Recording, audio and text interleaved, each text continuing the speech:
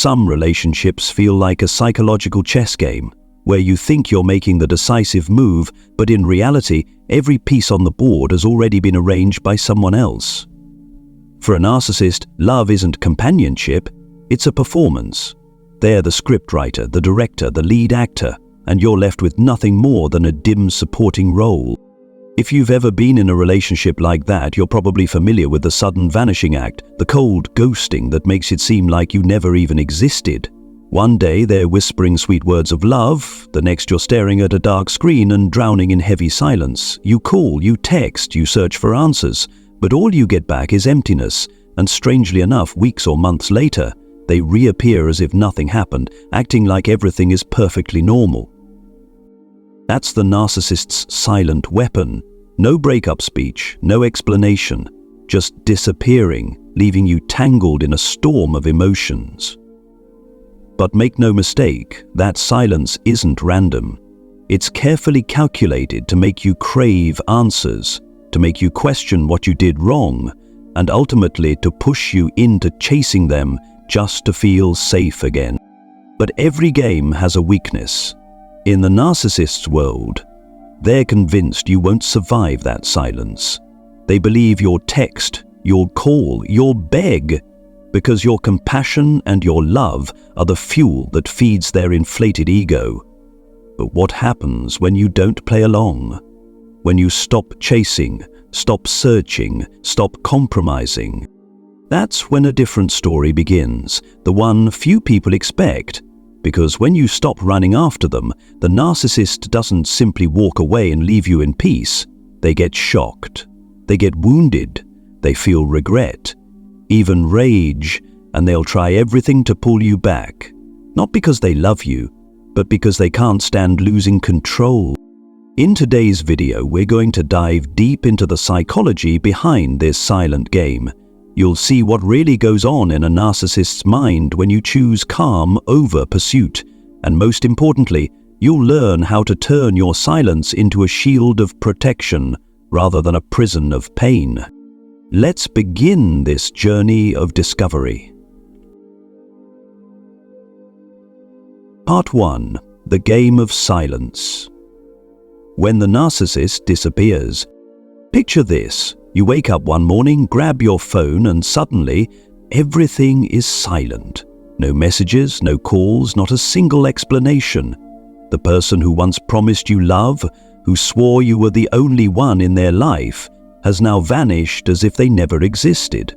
The feeling is like standing in a theater where the velvet curtain suddenly drops, leaving you stranded on stage with dim lights and applause that never comes. This isn't just a casual decision to cut off contact. It's a silence strategy, one of the most calculated weapons a narcissist uses. They know silence can wound far more than harsh words, because when there's no explanation, your mind automatically rushes to fill the void with endless theories. What did I do wrong? Am I not good enough? If I'd been more patient, would they have stayed? And that's exactly when you're pulled into their game. In today's dating culture, people call it ghosting, disappearing without a trace. But for a narcissist, ghosting isn't just disrespect, it's a tool of control. It creates an imbalance. They go silent, you get anxious. They vanish, you scramble to find them. They hold the reins, while you're the horse being dragged blindly through the fog. What makes it even more disorienting is that this silence often comes right after the sweetest moments. They might have just given you a gift or painted a picture of a happy future and then vanish as if none of it was real.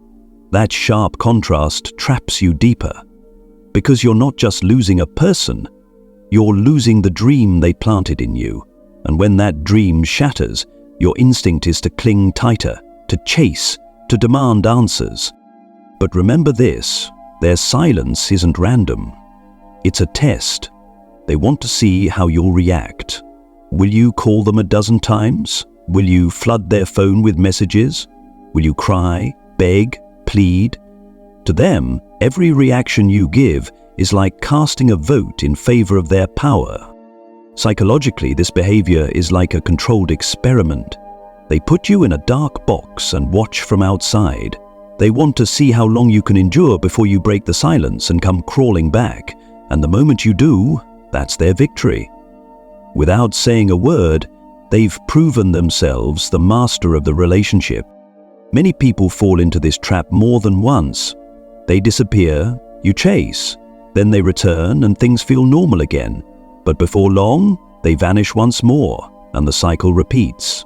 Each round drains you more, while recharging them. This is the silence return loop psychologists often call the push and pull dynamic. The saddest part is that many victims even feel grateful when the narcissist comes back. Thank God I didn't lose them. But do you see the paradox? The very person who caused your pain is the one you feel desperate to hold on to. That's the result of deliberate emotional manipulation. But here's the real question for you today. What happens when you don't chase, when they disappear and you simply let them disappear? No texts, no calls, no searching. That's when their script falls apart. They're no longer the director, and you're no longer the powerless supporting actor. In that moment, their silence is no longer a weapon. It becomes a mirror that forces them to confront themselves. In the next part, we'll dive deeper into why your lack of reaction is a narcissist's greatest fear, and what truly happens inside their mind when they lose that control.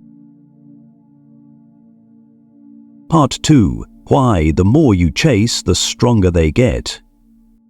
Have you ever noticed that some people only seem to shine when others are suffering because of them? That's the paradox of a narcissist. They don't seek harmony or shared happiness. They thrive on your emotional reactions. To them, every tear you shed, every missed call, every desperate text message is proof that they matter, that they hold power over you. In psychology, there's a concept called narcissistic supply. Think of it as fuel for a car. Without fuel, the car stalls. Without your emotional reactions, their inflated ego deflates. That's why they'll do everything they can to squeeze out your feelings, so their vehicle can keep moving. When you chase them, when you beg them, you're basically becoming their free gas station. Every call you make is like pouring another drop of fuel into their tank, fueling their selfish parade. The heartbreaking part is that you think you're fighting to save the relationship, when in reality, you're just feeding the very thing that makes them stronger. Picture this: you send them a message late at night, only to be met with cold silence. You blame yourself, you apologize, even though you did nothing wrong. Then, when they finally respond with a short, flat reply, your heart leaps with relief. That's their reward-punishment system at work. Just like training a pet, they condition you to wait for scraps of attention. The danger here is that this cycle creates an emotional addiction. Our brains react strongly to unpredictability. When a reward comes unexpectedly, dopamine spikes. It's like playing a slot machine. You never know when you'll win, and that uncertainty keeps you hooked. Narcissists understand this perfectly. They know if they mix sweetness with sudden withdrawal, you'll cling even harder, hoping that next time the reward will be bigger. But think about it. Does someone who truly loves you need to train you like this? Real love is about sharing, safety, and presence.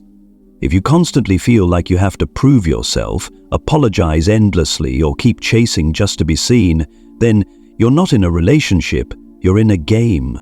There's an insightful quote from Dr. Ramani Devasula, a leading expert on narcissistic personality disorder. Narcissists don't love people, they love how people make them feel about themselves. That means when you chase them, they don't feel love, they feel power. This explains why your pleading only makes them more satisfied. Every "I'm sorry" you utter is like holding up a polished mirror that reflects back the powerful image they want to see. They may have hurt you, but when you beg, they think, "If I'm really that bad, why are they still chasing me? I must not be so bad after all." And just like that, their wrongdoings are washed away by your pain. On the flip side, the more you chase, the more power you lose. It's like a scale. The heavier one side becomes, the lighter the other gets. The more confident they feel, the more insecure you become. They grow stronger, you grow weaker, and the relationship turns into a vortex. One person drains, the other is drained. But the moment you stop, everything shifts. When you don't call, don't text, don't beg, they lose their fuel. They get restless, irritated. Because the power balance tips the other way. Your silence becomes a declaration. I'm no longer your free gas station. This often drives them back to check on you. They might send a vague message, bring up an old memory, or even apologize. But remember, this isn't real remorse, it's just them testing whether the fuel pump is still working. That's why true strength isn't in chasing, it's in cutting off the supply. When you pull back your energy, you're not only protecting yourself from the toxic cycle, you're also forcing the narcissist to face the emptiness they've been running from. And that's their deepest fear, that you can live in peace without them. In part 3, we'll dig deeper into the psychological shock a narcissist experiences when you truly stop, the 4 stages they go through: hurt, regret, anger, and chaos. Part 3. When you don't chase, the narcissist's psychological shock. Have you ever seen a spoiled child suddenly denied what they want? At first they're surprised, then they cry, then they throw a tantrum, and eventually they sit in stunned silence. The reaction of a narcissist when you stop chasing them is very similar, only this game plays out on the more sophisticated stage of adult emotions. The moment you stop reacting, they experience a psychological shock. The entire script they wrote, where you're the supporting character who always runs after them while they're the powerful star, collapses in an instant. And when that script falls apart, they spiral through 4 stages of inner chaos, like a storm inside their mind. 1. The hurt stage. How dare they ignore me? The first thing they feel is hurt. For you, silence may simply be a way to protect yourself, but in the narcissist's eyes, it's an insult. They're used to you reacting, suffering, begging. When that stops, they feel abandoned. The irony is, they're the ones who hurt you with their silence and indifference in the first place. Yet when you use silence as your response, they act wounded, as if the whole world has turned against them. They cast themselves as the victim, asking, how can they be silent with me? Don't I matter anymore? 2. The regret stage. Not about love, but about losing their supply. Right after hurt comes regret. But don't be fooled. It's not regret over love or genuine connection. It's regret over losing their supply, the person who fed their ego. Imagine a coffee addict who wakes up and finds no morning cup waiting. They don't cry because they love coffee, they panic because their body misses the stimulant. That's the narcissist. You were their daily fix, the energy source that made them feel special, powerful, important. When you stop playing that role, they feel restless and deprived, like an addict going through withdrawal. 3. The anger and blame stage. This is all your fault. When hurt and regret don't bring you back, anger takes over. This is when they launch accusations. They may call you ungrateful, cruel, selfish. They might even tell others that you betrayed them, that you're the reason the relationship failed. In truth, this rage is just a shield to avoid facing reality, because if they looked closely, they'd see that they were the ones who hurt you, abandoned you, and drove you to protect yourself with silence. But admitting that would mean surrendering their power, something they'll never allow. So instead, they blame you. 4. The emotional chaos stage. Love-hate, longing, resentment. When anger alone isn't enough, they fall into turmoil. One moment they miss you and feel they can't live without you. The next, they hate you for your silence. Their emotions swing like a pendulum, back and forth between longing and rage, wanting to pull you back while also wanting to punish you. Psychology calls this hoovering. Like a vacuum cleaner, they try to suck you back in. They might cry, act remorseful, even promise to change. They might bring up old memories or remind you of sweet moments, but behind it all, the true motive is always the same: control, a self-destructive loop, and the truth you need to know. Sadly, most narcissists never reach genuine remorse. They don't learn from mistakes. They don't take responsibility. When they can't pull you back, they find someone else to replace you, and soon enough the same cycle repeats. Sweetness, then silence, then chaos. Meanwhile, you, the one who chose silence, finally have the chance to break free. By not chasing, you shatter the illusionary world they built. And that's the greatest shock they face, realizing there's a reality outside of them where you can live in peace without needing them. The message for you. If you've ever wondered what goes through a narcissist's mind when you stop, here's the truth. They tumble through a storm of emotions: hurt, regret, anger, chaos. But make no mistake, none of it is love. It's simply the reaction of an ego that can't stand losing control. And that's why you don't need to feel guilty. Your silence isn't punishment. It's a step toward reclaiming your peace. In this manipulative game, your lack of reaction is the ultimate victory. In the next part, we'll explore the narcissist's final move, hoovering the sweet traps they set to lure you back, and how you can recognize and escape them without falling into the same cycle again. Part 4. The Final Move. Hoovering and the Sweet Traps. After weeks of silence, just as you've started to get used to the emptiness, suddenly your phone lights up. On the screen appears a familiar message: "I miss you," or "I've realized my mistakes." In that moment, your heart sinks, confused, stirred, tempted. A part of you wants to believe that maybe, finally they understand, that maybe they've truly changed, but this is the doorway to hoovering, the narcissist's final move, where they'll use every trick to pull you back under their control. This is when they put on the mask of remorse.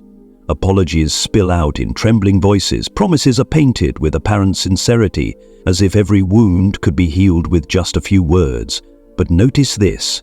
Their remorse only shows up once they realize you're no longer chasing. It doesn't come from understanding. It's just a tool to regain the power they lost.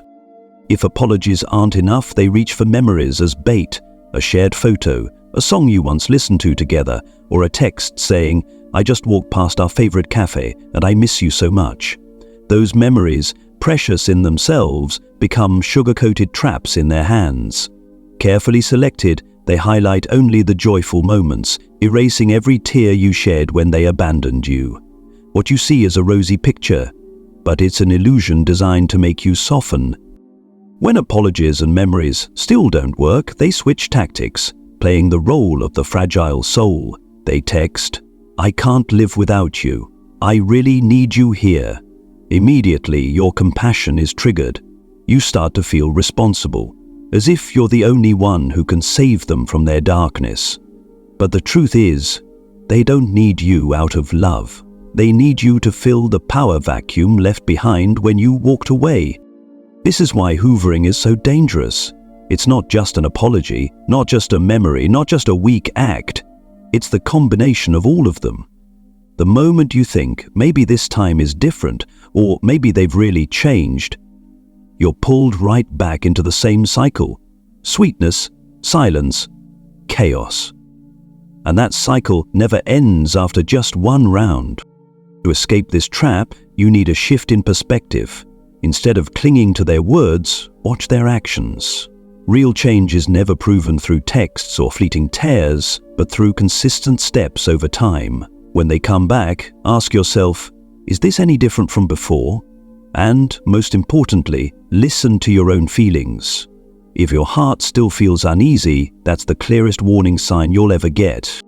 Hoovering is like a sweet fragrance drifting through a smoke-filled room.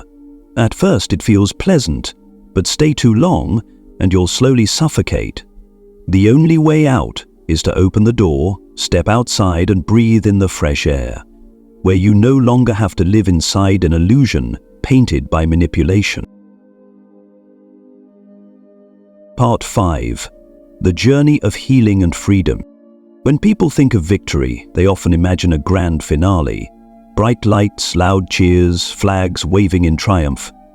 But in the journey of breaking free from a narcissist cycle, victory comes in silence. There are no trumpets, no spotlight. Just a quiet moment when you realize you don't need to send another text, don't need to stay up waiting for a reply, don't need to keep asking why you were never enough. That's when you understand silence is no longer their weapon of control, but the shield you've chosen for yourself. From that moment, the road to healing begins to open. The first step is facing the truth, no matter how painful it feels. Because only when you accept they never loved you in the way you deserved, can you finally let go of the illusion that they would someday change. When truth comes to light, your heart may ache, but it also begins to breathe again. Day by day, you slowly rebuild your self-respect. You jot down the little things you accomplish, give yourself words of encouragement in the mirror, or simply sit in stillness, breathing deeply, feeling your presence in the moment. Those small steps become the foundation for restoring the confidence the narcissist once eroded. In time, you learn how to set boundaries. You realize kindness doesn't mean leaving your door wide open for anyone to walk through. You begin to say no without guilt, to keep distance from things that unsettle your peace. And when those boundaries are firmly in your hands, calmness returns to your life. With boundaries in place, you can finally enjoy the simple things you once neglected: a morning cup of hot tea, the crisp scent of an old book, or a short trip to breathe in different air. Slowly, these small joys begin to fill the empty spaces, and you discover that happiness doesn't have to come from another person. As your heart steadies, your eyes turn forward. You come to understand that this world still holds healthy love, fair relationships, and people who truly value and care for you. But to meet them, you must walk into the future with a healed heart, not one still cracked and waiting for someone else to fix it. Your time with a narcissist may have been a dark chapter, but it isn't the whole book. It's the prologue to a new story, one where you finally get to be the main character of your own life. Victory, then, isn't about making the narcissist regret, feel jealous, or apologize. True victory is when they no longer occupy space in your mind, when your sleep is no longer haunted by memories, when your smile no longer depends on their presence. It's that quiet moment when you smile in peace, knowing that your silence is no longer a prison, but a gentle melody that nourishes your soul. Every day you choose calm over manipulation, you choose peace for yourself, and with each day you realize you haven't just escaped a toxic relationship, you've rediscovered yourself, a self worthy of genuine love, of respect, and of a life lived in freedom. If you've ever been through experiences like the ones I've just shared, remember, you are not alone. Your story could be the very inspiration someone else out there needs. So don't hesitate to leave a comment, whether it's a personal experience, a lesson you've learned, or simply the feelings you're carrying in your heart. If you found this video helpful, hit the like button so I know you're with me. And don't forget to subscribe to the channel so you won't miss the new stories I share each week. Every bit of your support is what inspires me to keep spreading these positive messages to more and more people.